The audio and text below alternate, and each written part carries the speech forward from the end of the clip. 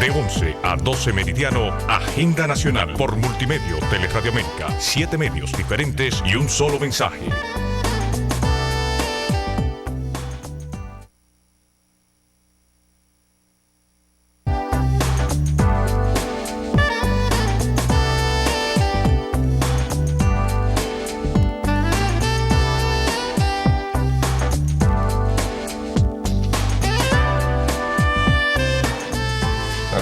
Pueblo dominicano.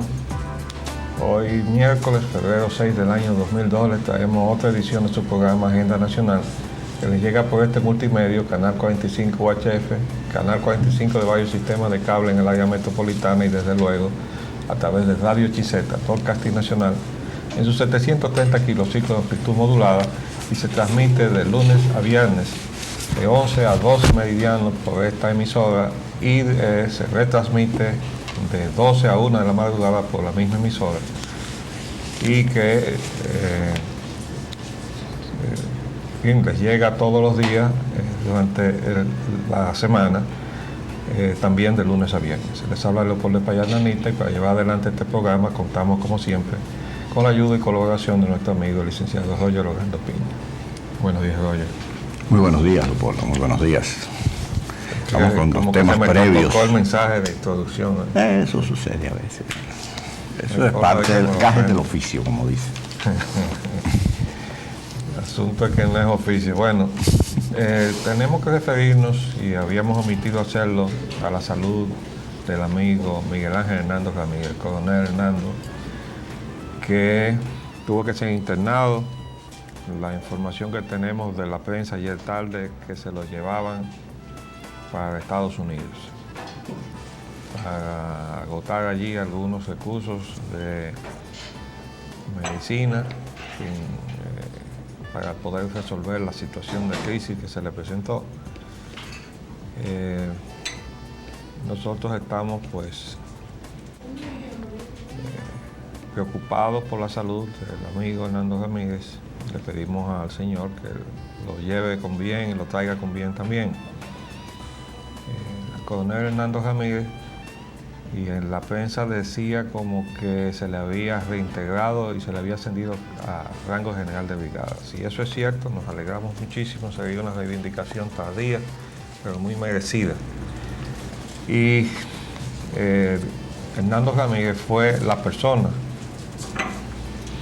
que, a ausencia del coronel Rafael Tomás Fernández Domínguez, que fue el inspirador del movimiento constitucionalista y que se vio forzado a salir del país por relaciones de que fue objeto, pues llevó adelante la organización en la parte militar del movimiento Enriquillo, que fue el núcleo del movimiento constitucionalista de 1965, mientras la parte civil la llevaba el doctor José Rafael Molina Oreña. A mí me tocó, pues, de alguna manera contribuir con el doctor Molina en el enlace de esas dos partes. El coronel Miguel Ángel Hernando Ramírez, pues, jugó un papel importante hasta que cayó enfermo en el medio del proceso del sábado 24 de abril el martes 27. Le deseamos la mejor suerte. Yo quisiera agregar también sobre la personalidad del coronel Hernando Ramírez, a quien yo tuve la oportunidad de conocer cuando apenas era teniente, que es un hombre íntegro, sincero, a carta cabal, un militar de tomo y lomo. Solamente estando adornado de estas prendas podía integrarse al movimiento tan puro, tan legítimo, tan auténtico como fue el movimiento constitucionalista encabezado por el coronel Fernández Domínguez. Esa persona, el coronel Hernando Ramírez, contribuyó con su papel de principalía para que se llevara a cabo esta gesta del 24 de abril y la reposición de la constitucionalidad al pueblo dominicano.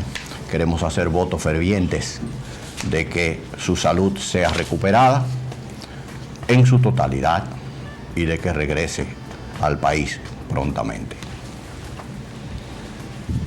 Bien, continuamos tenemos entonces aquí que referirnos al tema de Haití, porque vemos que el Listín Diario vuelve a la carga con el tema de Haití y lo hace también de una forma que consideramos que no es adecuada. La tónica del reportaje deja mucho que desear, porque dice: haitianos huyen de miseria pero caen en pobreza en República Dominicana. Parecería como que huyendo de la miseria de Haití bajan todavía un escalón más a la pobreza en República Dominicana. Es al revés. Si no se salieran huyendo de Haití, en realidad, si se puede decir que la miseria está por debajo de la pobreza, entonces habría que decir que salen huyendo de la miseria y ascienden a la pobreza en la República Dominicana. Y si no, el proceso sería exactamente inverso, ¿no? Estarían ellos allá pertrechados en Haití, los otros los dominicanos tratando de entrar al territorio haitiano. El perocain ese ahí como que no... A ver si nos hubieran dejado entrar en caso del proceso inverso. Antes de que pasemos a otros temas, pero agotemos primero aquí otras informaciones sobre el asunto de Haití. Que dice que el Nacional ayer tarde, haitianos matan al agricultor dominicano. Eso es grave. Eso es grave, pero tampoco es algo raro. Lo que pasa es que la prensa no recoge todos los incidentes que se dan en la frontera de ese tipo. Y se reitera también la información que dio el secretario de las Fuerzas Armadas. Las Fuerzas Armadas no permitirán que traigan haitianos para el corte de la calle. Ahora, ese incidente se produjo en territorio dominicano, la muerte del dominicano. Lo que quiere decir que nosotros tenemos un problema con esos haitianos en el territorio. Y nosotros no podemos aceptar esa hipoteca. Todos esos haitianos tienen que ser devueltos con respeto a sus derechos humanos y sin atropello de ningún tipo, pero tienen que ser obligados a retirarse del territorio nacional, porque no tienen derecho a estar en el territorio dominicano. Y si no, vamos a ver muchas tropelías más que esa. También olvidamos ayer, cuando lo teníamos apuntado, mencionar la gestión de Noruega, porque escuchamos en la televisión a un representante del Ministerio de Relaciones Exteriores de Noruega en el país, es decir, estaba de visita en el país, aunque en tránsito. Pero Noruega ha estado fungiendo en una gestión que ellos calificaron como de facilitación entre dominicanos y haitianos. Entonces hay que decirle que nadie les ha pedido que vengan a facilitar nada. Porque en todo caso, como es ya la experiencia muy triste que hemos tenido en los últimos años, la intervención de los europeos es para facilitar la fusión y para facilitarle a los haitianos penetrar al territorio dominicano y exigir desde aquí que sean reconocidos como dominicanos. De modo que nosotros no necesitamos ni queremos la intermediación de nadie. Si es con buena intención, se lo agradecemos, pero le pedimos que se retire de esa gestión de facilitación a que se refirió el señor representante de la Cancillería noruega. En cuanto a petróleo y combustible, debo decir que aparece hoy la Shell, o mejor dicho, ayer tarde, negando que una propuesta que hiciera para aumentar sus ingresos, que dice que se han quedado congelados mientras sus costos se han aumentado. Yo quisiera creer que eso sea verdad, pero primero me van a tener que mostrar una auditoría, porque la Shell gana en la refinería y gana como distribuidora. De modo que cuando la Shell dice que aquí sus ganancias se están reduciendo o sus ingresos se están reduciendo, me van a perdonar, pero van a tener que probar primero. Por el otro lado, la tasa de cambio sigue su alegre curso, Roger. Bueno, ya vimos la información, la noticia de la reunión de emergencia que tuvo lugar en un hotel de la ciudad, del Banco Central con todos los agentes de cambios. Me parece que en esta ocasión sí han dado el paso que estaban reacios, no querían, se resistían a dar, que era el de reconocer lo que ya estaba jurídica y legalmente reconocido, el rol del mercado paralelo. En las 2 ocasiones anteriores o 3 ocasiones anteriores, al mercado paralelo no se le había tenido en consideración.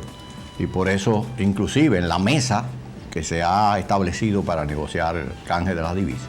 Perdóname. Tú estás hablando de mercado paralelo, tú te estás refiriendo a las remesadoras. Sí, indudablemente. Porque mercados paralelos son los bancos también. No, esos son, ellos le llaman el sector bancario comercial, o los agentes comerciales. Pero digo, mercado paralelo es todo lo que está al margen del Banco Central. Bueno, la aplicación del término que yo conocía era lo que mercado pasa paralelo. Eso se inauguró cuando Jorge Blanco. Bueno. Entonces esa es la concepción a la que yo me refería, a la que le daban el mercado paralelo a los agentes cambistas, vulgarmente llamado así, que ya están reconocidos en una asociación y que se le tienen un estatuto y una forma de ejercer sus funciones en el mercado de las divisas. Entonces, en esta oportunidad yo creo que como el papel del mercado paralelo es de mayor incidencia en la distribución de las divisas, es decir, el ámbito es mucho más amplio, pues esto va a tener un efecto positivo sobre la tasa y va a llevar a cabo los objetivos que se perseguían de volverla a reducir a ciertos niveles. Pero los orígenes, las causas verdaderas de esta situación no se están atacando. Eso es puramente momentáneo y todo lo demás va a quedar igual y probablemente se vaya a ir deteriorando. Por eso nosotros pronosticamos que para cuando termine la gestión del 20% por uno, creo que somos conservadores en pronosticarlo. No, bueno, tú estás recogiendo lo que ya había anunciado o planteado como necesario Andy Dawaje hace mucho tiempo.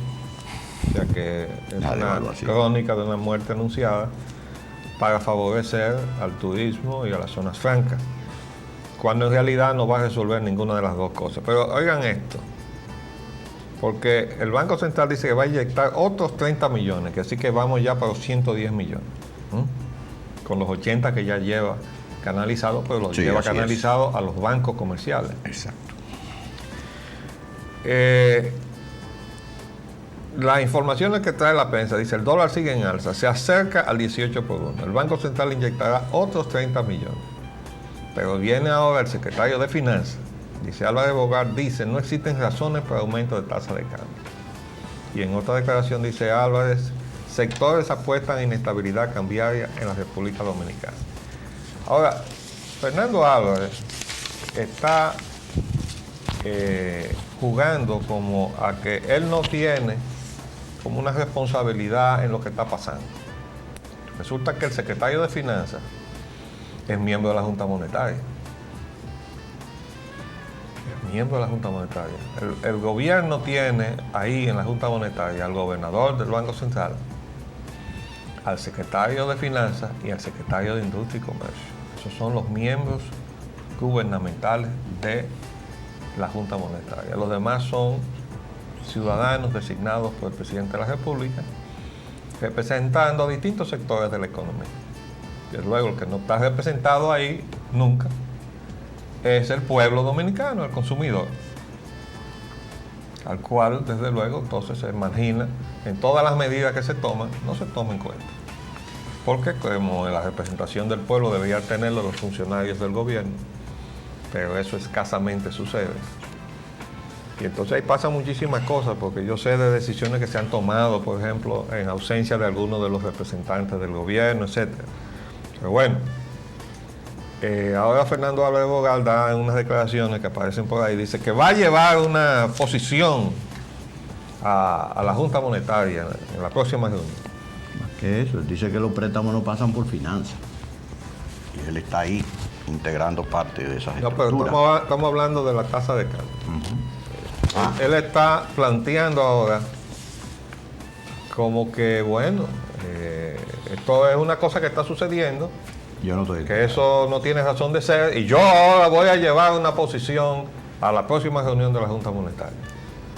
Oh, pero bueno, ¿y dónde estaba usted en las otras anteriores reuniones de la Junta Monetaria, donde se dejaron fuera de captación 8 áreas de la economía en adición a las que ya estaban exentas de entregar sus dólares?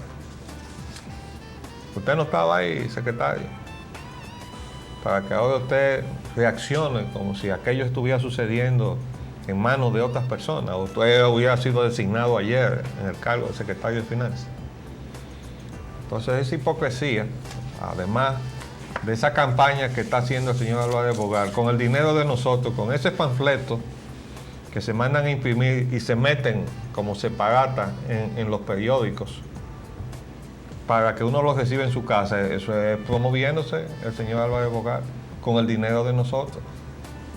Entonces ahora viene con ese desplante, ¿no? Diciendo que no, que él les va a llevar la solución. Vamos a ver, nosotros tenemos nuestra posición muy clara de que el Banco Central es el responsable de todo lo que se está sucediendo en materia de política cambiaria. Desde luego, tiene la anuencia del gobierno. Si no, ya hace rato que el gobernador hubiera volado de ahí. Vamos a pasar entonces. Temas nacionales, arquitecto. Las declaraciones del presidente Mejía. Antes de entrar ahí, ¿tú no crees que deberíamos mostrarle esto? Sí. Esto es una cosa muy simpática. Por ¿Y el favor, tema nacional? Póngamele un close-up a eso. Mire, esa placa la fotografiamos el otro día cuando fuimos a una gestión al Banco Popular de la avenida 27 de febrero. Y encontramos ese vehículo con esa placa de bronce. Esas placas son las que utilizan los altos funcionarios de la nación. O antes era así. Ahora resulta que este señor es un asesor nacional de turismo de la Comisión Presidencial de Desarrollo Provincial. Esto me recuerda mucho un cargo que un día conversando en mi oficina hace ya muchos años, Rafael Flores, que es muy ocurrente, y oyendo unas designaciones que estaban saliendo por la radio, decretos, dijo, bueno, ahora van a designar a un director general de cruces de caminos vecinales, ¿verdad? Para buscar algo bien insustancial. Bueno, pues este señor se ha mandado a hacer una placa de bronce. Con el escudo nacional. Con el escudo nacional para ponerlo en el frente de su automóvil. Es que no hay ninguna disposición que prohíba eso. O es que el presidente de la República no sabe que esto se está haciendo. Pues se lo estamos informando. Y esta no es la única que anda por ahí. Sí. Funcionarios sin categoría para exhibir ningún tipo de ser. Entonces, las declaraciones del presidente Hipólito Mejía. Dice el señor presidente que no descarta regresar como presidente en el 2008. También dijo en la misma declaración que está satisfecho con el manejo de la economía. Ah, sí. Está satisfecho con el manejo de la economía. Y dice que todo va muy bien. Yo creo que el presidente, desde luego, tiene que defender su gestión, eso es natural.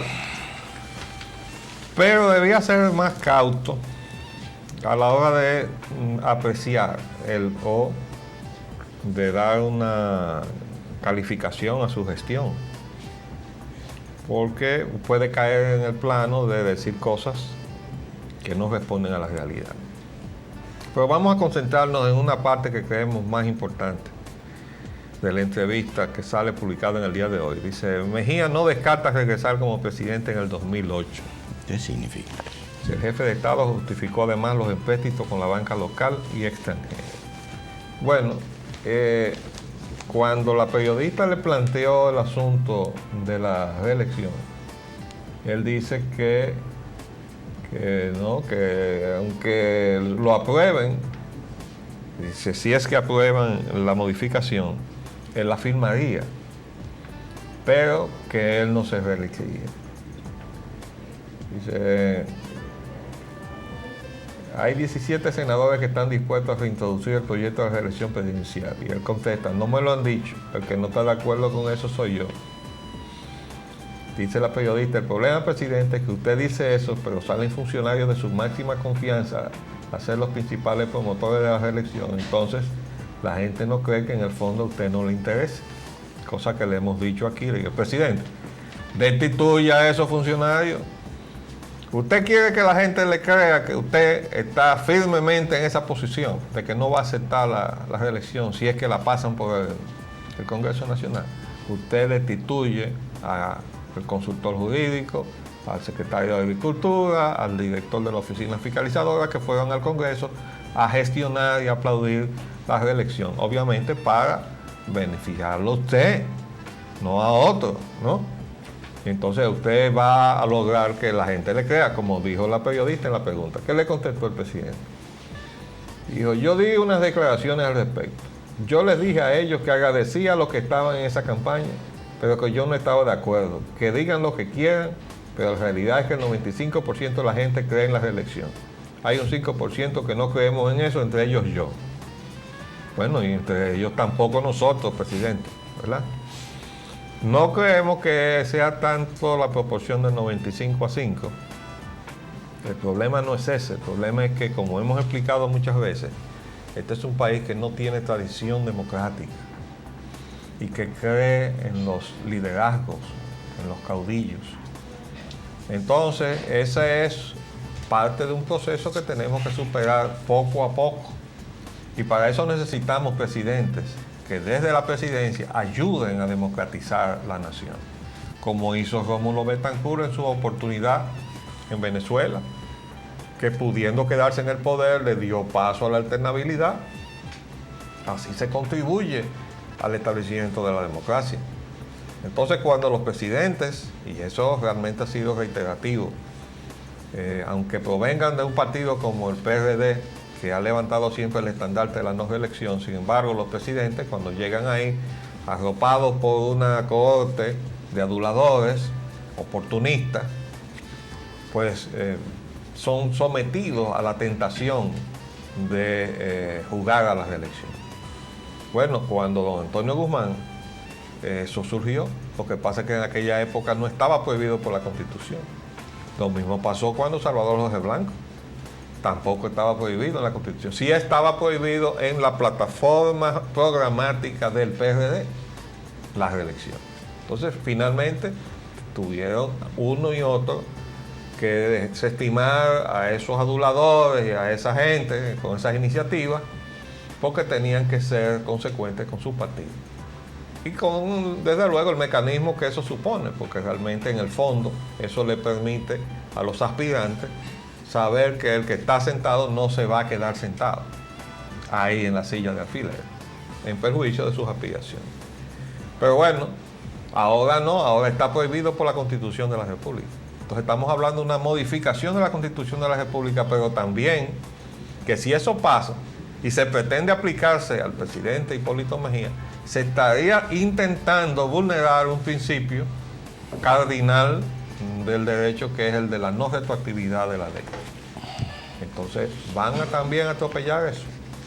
Parece que alguien ha aconsejado al presidente, entonces él ha cambiado ya la posición que aparentemente tenía, porque si no, esos funcionarios que él tiene ahí no son locos, o nos vamos a tragar que el consultor jurídico del Poder Ejecutivo, el secretario de Agricultura, Eligio Jaque, que viene hace muchos años al lado de Hipólito Mejía, desde el gobierno de Antonio Guzmán, y ahora Hernani Salazar, que no lo conocíamos como PRDista, pero está ahora al lado de Hipólito Mejía, y está en una oficina en la presidencia repartiendo contratos grado a grado. Van a inventarse ir a tratar de influir en el ánimo de los legisladores, incluso haciendo ofrecimientos, y lo van a hacer porque se han vuelto locos. No, eso no es así. Entonces, dice la periodista, ¿está seguro que no cree en la reelección? Entonces, contesta el presidente, no, yo no creo en eso, ni aquí ni fuera, en absoluto. En este país yo no creo en eso porque históricamente ha sido un desastre, es una decisión mía muy personal. Bueno, presidente, así mismo es. Así mismo es, como usted acaba de decir. Y pregunta a la periodista, ¿y si se reintroduce en el proyecto y se aprueba en el Congreso? Le contesta, lo firmo. Claro, esa es su obligación. Ajá, pero no me candidateo, no voy, no voy. Que no, pregunta la periodista, no hacerla, no voy. La reelección se ha prestado para corrupción, para crear dictadores, así que no voy, no me interesa, a mí me eligieron por 4 años. Muy bien, presidente, exactamente así mismo es. y el principio de no retroactividad de la ley no le puede beneficiar a usted en el caso de que esa modificación pase por el Congreso Nacional. Sigue preguntando la periodista, y después de estos 4 años que vienen, ¿le gustaría volver a ser candidato presidencial? Y él contesta, eso es otra cosa, eso lo veremos. Si la gente entiende que dentro de 4 años al país le gustó lo que yo hice o le disgustó, puedo presentarme. Yo soy muy claro, el que quiere creer que lo crea y el que no crea nada. Ese es su problema. Este es un país en el que la gente no cree nada. Bueno, sí es verdad que la gente no cree nada, pero la culpa no es de la gente, ¿no? La culpa es de lo que le dicen las cosas, ¿verdad? Y entonces después no le cumplen. Claro, entonces viene el escepticismo. Vamos a hacer un paréntesis para cumplir compromisos comerciales y volvemos, Roger. Así es.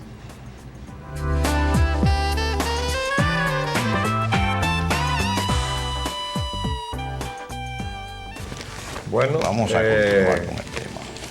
¿Qué te pareció la entrevista al presidente sobre el tema de la reelección?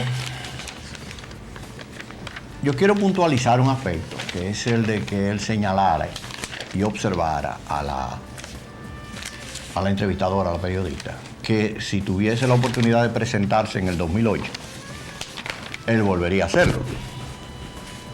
Y eso me ha despertado alguna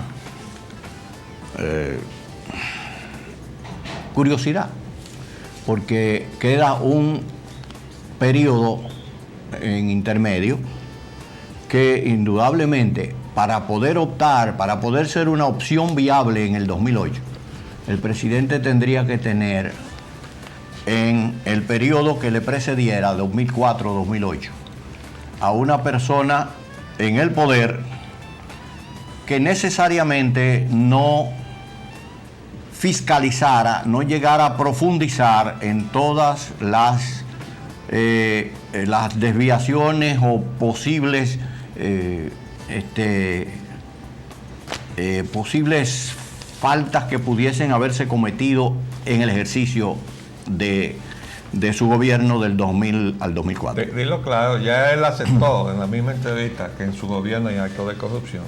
Correcto. Yo me alegro que el presidente lo haya aceptado, porque se lo habíamos dicho aquí, le habíamos dicho al presidente, no le extienda a todo su gobierno su crédito personal, porque usted está corriendo un riesgo muy grande, porque hay gente que no se pueden defender. Y entonces él en la entrevista le dice a la entrevistadora, a la periodista, que sí que ha habido actos de corrupción y señala algunas cosas más que vamos a ampliar ahorita. Sí, si en ese periodo del 2004 al 2008 quien llegase al poder se lanzare a examinar con profundidad y con detalle cada una de esas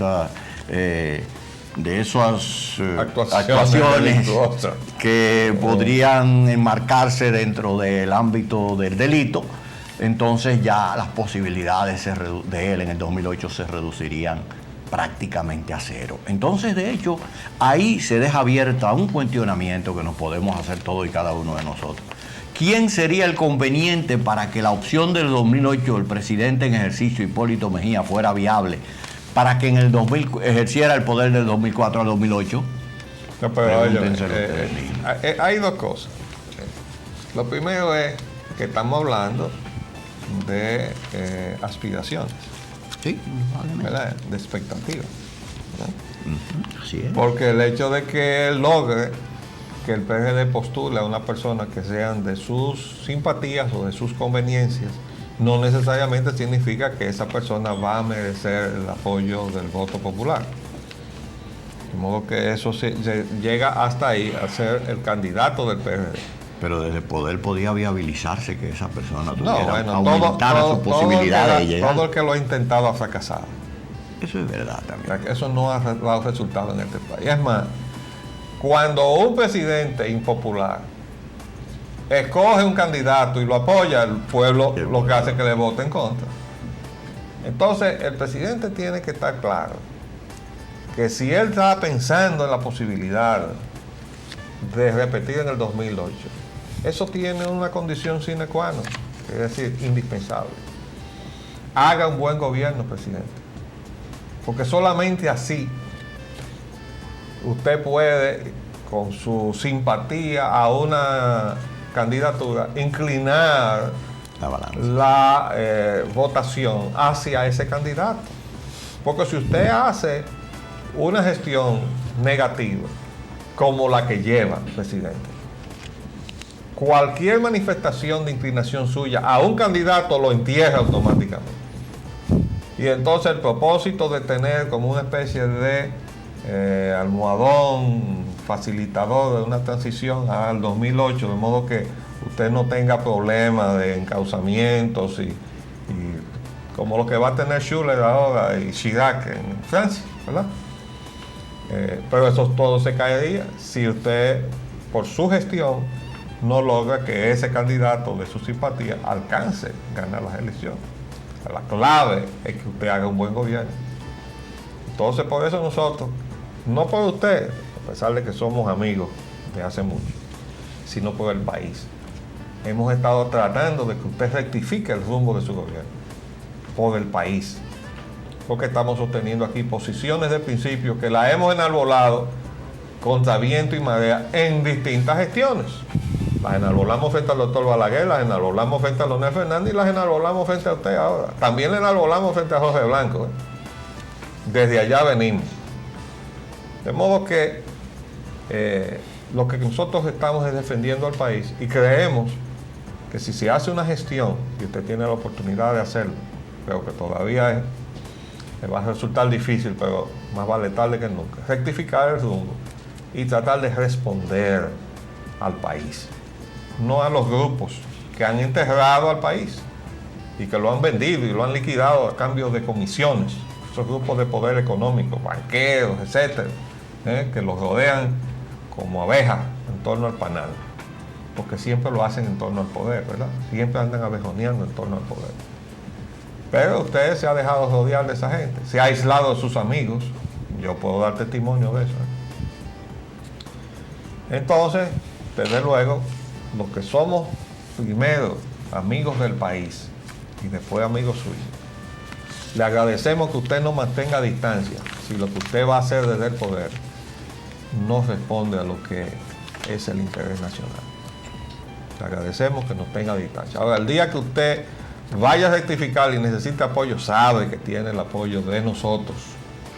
Se lo hemos dicho ya en más de una oportunidad, porque esa es nuestra posición de principio. Ahora, tenemos que ver qué es lo que nosotros tenemos que hacer como nación frente a los problemas que se nos han acumulado y a los que está acumulando este gobierno. Y con actitudes como la del secretario de Finanzas, que ahora dice que va a ir a plantear en la Junta Monetaria la solución al problema que ellos mismos crearon y donde él está sentado, ¿verdad?, tomando decisiones, para él lavarse las manos, como se han estado lavando las manos él mismo y el secretario técnico cuando dice que la lista de lo que es el uso de los bonos soberanos, más todos los recursos de endeudamiento, está lista hace tiempo porque el presidente no ha querido que se publique. Eso es una manera de lavarse las manos y echarle la culpa al presidente de la República. ¿O usted no lo entiende así, presidente? Entonces, cuídese de ese tipo de situaciones, porque esas son las que no le van a dar a usted el resultado que usted aspira para poder entonces pensar en repetir en el 2008. Acela María debió haberle cuestionado al presidente en ese sentido y decirle, señor presidente, ¿por qué usted no ha autorizado a publicar la lista? A lo mejor, porque no se ha terminado, creo yo, la entrevista, no estoy seguro. A lo mejor en otra... en otra sí, porque edición. no se sabe cuántas partes va a llevar. No, se terminó aquí. Dos de dos. Ella no le preguntó. Bueno. Pero sí me llamó la atención. La pregunta. Muy buena pregunta, sí. Que él admitió lo de la corrupción. Oye esto, le pregunta a ella al presidente, ¿hay corrupción en este gobierno? Y dice el presidente, sí, como no, a diario, semanal se descubren casos. Y pregunta allí, ¿por qué no los manda a trancar? Dice él, sí, los he mandado a trancar y también los he cancelado. Ella pregunta, ¿a quiénes? Responde él, a diario, hay muchos. A diario se cancela gente, se les ha sometido a todos, aunque sean de mi partido. Y oigan esto, aquí se han cancelado policías, civiles y militares por el caso de unos secuestros. Secuestro. Dice, y agrega, hay mucha debilidad a nivel de controles del Estado. Y le pregunta a ella, ¿cuál es secuestro? La misma pregunta. Dice el que le hice presidente, yo. varios secuestros. No puedo revelarlos, pero fueron sometidos policías, militares y civiles. Oigan bien, Primera noticia que tiene el pueblo sobre eso. de esa situación.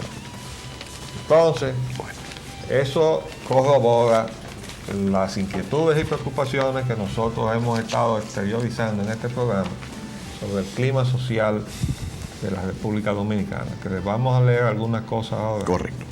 Clima social. Corrupción. Califican al país de paraíso del lavado de dinero sucio. Imagínense usted. Bueno, ustedes recuerdan que le hemos estado haciendo mención reiterada de todos estos edificios que proliferan como hongos aquí. Estos son unas torres por todas partes que uno no sabe qué banco es que los está financiando, porque no hay dinero para tantas cosas, ¿eh? Pero todos los días aparece una torre nueva. Y lo que es peor, aparece como que se vende, ¿no? No sabemos a quién. Mira el titular. Califican país paraíso de lavado de dinero sucio. ¿Verdad? En la lista figuran Egipto, República Dominicana, Guatemala, Granada, Hungría, Israel, el Líbano, Myanmar, Sí. las Islas Marshall y Nauru. Bueno, los últimos países tengo que confesar que Myanmar y el Nauru no sé ni siquiera dónde están. Bueno, son países nuevos. Dice, en la información reseñada por la BBC News se afirma que la FATF, que es el Financial Action Task Force, ese es un organismo internacional contra la corrupción, está trabajando para fortalecer sus medidas y bloquear el financiamiento terrorista según un plan trazado. Bueno, entonces está buscando también cerrarle el paso al dinero que va a parar a las organizaciones que se ocupan de hacer delito internacional como el terrorismo, etcétera, ¿no? Pero hasta que no surgieron los actos de terrorismo, como que no había ninguna preocupación por perseguir el dinero sucio. Y ya hemos reclamado aquí, se lo hemos hecho con responsabilidad al gobierno de los Estados Unidos, la dualidad de estar al frente de la lucha contra el narcotráfico, pero al mismo tiempo estar al frente de las políticas que nos imponen abrir nuestras economías a un dinero cuestionable. Si abrimos la economía a cualquier inversión extranjera que venga, que viene de paraísos fiscales, que resulta que son paraísos cuestionables, porque allí va a pagar todo el dinero sucio del mundo, comenzando por el narcotráfico. Y no saben, no pueden percibir los Estados Unidos el daño que le ocasiona a un país o a una economía del tercer mundo, que sus actividades económicas sean penetradas por dinero sucio o por dinero del narcotráfico. Pues definitivamente que deben saberlo. Entonces tienen que corregir esas actitudes duales, lo que ayer le llamábamos en la regla doble, el double standard, ¿no? Ambivalencia. Que no puede ser. Entonces esto es una contradicción que definitivamente está carcomiendo entonces el proceso democrático, porque poco a poco las actividades políticas son dominadas también desde esas áreas de gran poder económico que se aposentan en nuestras economías y entonces influyen en la política. Y cuando usted viene a ver, usted tiene un gobierno mafioso, ¿o no es así? Creo yo, ¿no? Absolutamente comparto su criterio. Conflicto entre la Policía Nacional y la AMET, la Autoridad Metropolitana de Transporte. Dice que el jefe de la Policía Nacional afirma que corresponde a la Policía Nacional velar por el ornato de la ciudad. También dice el jefe de la Policía Nacional que no sabe por qué AMET hace labores que no le competen, como esa, por ejemplo. El jefe de la Policía Nacional enfrenta a la AMET con esta declaración y esa posición Y también esto hace que resurjan las diferencias entre el jefe de la Policía Nacional y la AMET, y entre el general Candelier usurpa sus funciones, dice el jefe de la Policía Nacional. Bueno, esto es una situación delicada. Y yo quiero decir que, aparte de ese malestar subyacente que ya se conoce entre el general Candelier y los otros estamentos militares que crearon una tensión indeseable e indebida entre las autoridades militares de la nación y el anterior incumbente de la jefatura de la Policía Nacional, al pasar el Departamento de Tránsito de la Policía Nacional a AMET, que ya aquí lo comentamos y dijimos, pero eso es un absurdo. ¿Por qué? Bueno, porque AMET no tiene la base jurídica que tiene la Policía Nacional. AMET está creado por un decreto, y ese decreto está entrando en conflicto con una serie de instituciones creadas, algunas por la Constitución de la República y otras por la ley. Entonces, ¿cómo puede sustentarse jurídicamente las acciones de la AMET? En primer lugar, porque parten de una enorme confusión e injustificada, que en su oportunidad fue motivo de un artículo que se lo dirigimos al amigo Hanle Herman cuando era director, cuando iniciaba las gestiones aquí al frente de AMET, en el gobierno de Leonel Fernández, y le decíamos, tránsito y transporte no es la misma cosa. Una cosa interactúa en la otra, pero no es lo mismo. Entonces se crea una entidad que se llama Autoridad Metropolitana del Transporte. Examinemos qué quiere decir eso. Metropolitana quiere decir que tiene una jurisdicción que va más allá de la capital de la República en términos urbanos y abarca el distrito, porque eso es potencialmente el área metropolitana de la capital de la República. Entonces, dice que es de transporte. Bueno, entonces esto que tendría que estar trabajando en la forma de planificar y articular, primero a nivel nacional, porque es el ámbito que le corresponde al gobierno, y luego coordinar en el ámbito de la ciudad, porque es el ámbito que le corresponde al ayuntamiento, de acuerdo a su ley orgánica, y entonces hacer que todo aquello tenga una interacción armónica, eficiente, lo que se haga a nivel de las redes nacionales con lo que se haga a nivel de la ciudad, que respetando el ámbito institucional del ayuntamiento tendrían que ser propuestas a la sala, para que la sala entonces las acoja o no, y si las acoge entonces y refrenda, pues se ponen en vigor. Pero ahí está otro Pero ¿qué pasa? que Que llama AMET comenzó Oficina Nacional de Transporte Terrestre para el ámbito nacional. Bueno, pero esa es otra cosa. Yo lo que voy es a que el transporte y tránsito no es lo mismo. No es lo mismo. Absolutamente. Y entonces, ¿qué hizo la AMET? Que comenzó a meterse en el tránsito desde el principio, al mismo tiempo que comenzó también con el asunto de las guaguas. Y luego, inmediatamente después, se crea OMSA, y AMET se desprende de eso, y OMSA se hace cargo de las guaguas, pero eso lo pare, eso es una idea que sale de la AMET. Correcta, ¿eh? Pero ¿qué pasa? Que mientras la AMET iba haciendo todo eso, iba pisándole callos institucionalmente a otras instituciones que estaban antes y que además tienen una base jurídica que no tenía AMET. Resultado, bueno, pues que AMET terminó incluso sometida por el Ayuntamiento del Distrito Nacional y fueron a pagar a un tribunal. ¿O ustedes no se acuerdan de Hanle Herman en un tribunal sometido por el síndico del distrito por usurparle sus funciones? Por cierto, que la demanda que le hizo fue por una cosa casi sin importancia. Ajá, no que fue una calle que cerró, creo que fue en la avenida Luperón, ¿no? Sí. Cerró un cruce de calle, entonces el síndico fue allá y se pronunció. Pero ya le había pisado el callo muchísimas veces al ayuntamiento y no había dicho ni ji, ¿verdad? Bueno, pero la cosa llegó ahí, a AMET sometida por el ayuntamiento. El ayuntamiento no ha defendido su ámbito, porque debió haber ido incluso hasta la Suprema Corte de Justicia, reclamando respeto a la jurisdicción del Ayuntamiento del Distrito Nacional como gobierno de la ciudad. No, pero el ayuntamiento no ha sabido ni siquiera defender la integridad institucional que heredó, que fue el gobierno de la ciudad, para convertirse en ¿qué? En un distritico. Porque ahora resulta que gracias al disparate que salió de la Comisión de la Reforma del Estado que encabeza el doctor Tirso Mejía Ricard, psiquiatra, el distrito es una parte de la ciudad. Oiga bien, eso es lo que ha hecho esa gente, pero eso pasó por el Congreso y se suponía que la Suprema Corte de Justicia iba a ser apoderada de una instancia de la Junta Central Electoral en contra de esa medida. No sé qué le pasó a la Junta, pero en algún momento cambió, porque primero dijo,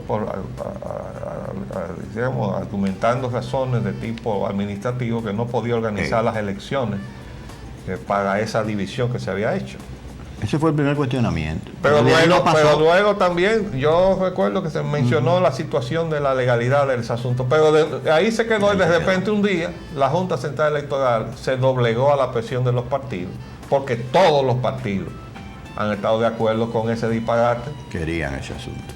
Bueno, y ahora resulta que el disparate tiene muchísimas consecuencias. Hoy está en la prensa que los regidores están parados en contra, o sea, los regidores que no son del PRD en el ayuntamiento, de un préstamo que quiere hacer Johnny Ventura con cargo a los recursos del ayuntamiento, porque resulta ser que los recursos del ayuntamiento hay que dividirlo entre todos los ayuntamientos entre 5. Y que ya Johnny Ventura no administra la totalidad de los recursos. Entonces ahí está un tranque. Muy válida. Uno de los muchos tranques que va a crear el señor disparate que parió el CONARE. Ese es el tranque financiero. Entonces, también del tranque económico. No, pero vendrá 60 tranques. Vendrá 60 tranques, porque pues, la solución del problema, por ejemplo, de la basura. Ese otro tranque. Que es un tranque tremendo. Todavía el Poder Ejecutivo está pagando. No sé a quién, o si es a todos, o es a una parte de los contratistas de la llamada privatización de la basura.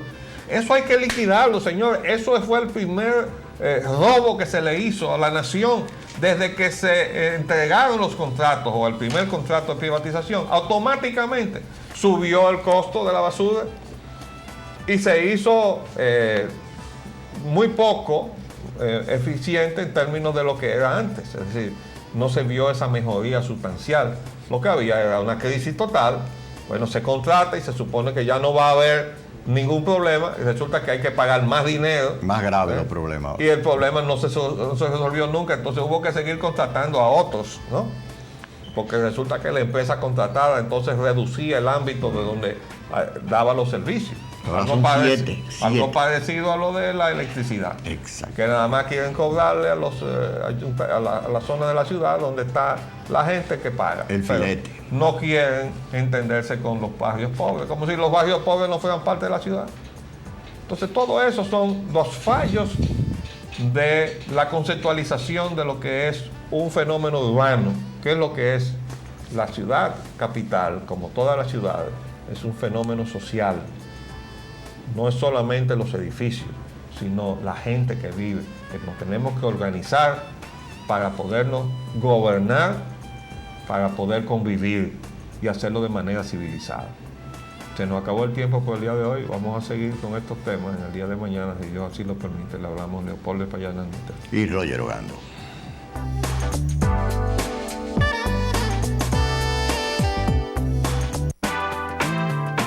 De lunes a viernes, de 11 a 12 meridiano, Agenda Nacional por Multimedio, Teleradio América, 7 medios diferentes y un solo mensaje.